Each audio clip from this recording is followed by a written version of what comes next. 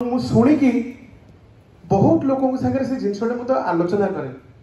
जेहेतु आम सब पुरी रे जन्म मोर जगन्नाथ विषय जी अभिज्ञता मो बापा माँ नुह मु बहुगुणित भाव में केवल गोटे दिन ही पाखर मु जगन्नाथ विषय जाना को चेष्टा करे मु अपेक्षा करे से दिन केमती आसब एवं तांको पाखर मुझे दुई पद शुणिबी एवं आमर ये अनुकूल चंद्रकर जो वार्तारे सी जो जो जीवनी कहानी भाषा माध्यम से सबु जगार जेभली कि जलेश्वर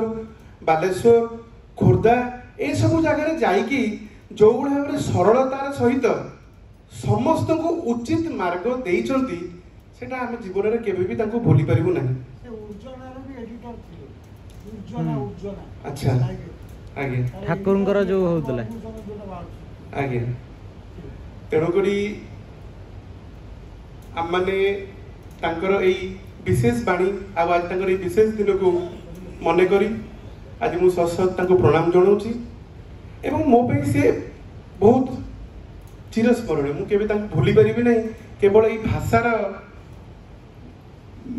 माने भाषार वर्णना एवं तांकर ये भंजकर जो विषय रे सारा ओडिशा को से प्रतिष्ठित करि पारचंती सेति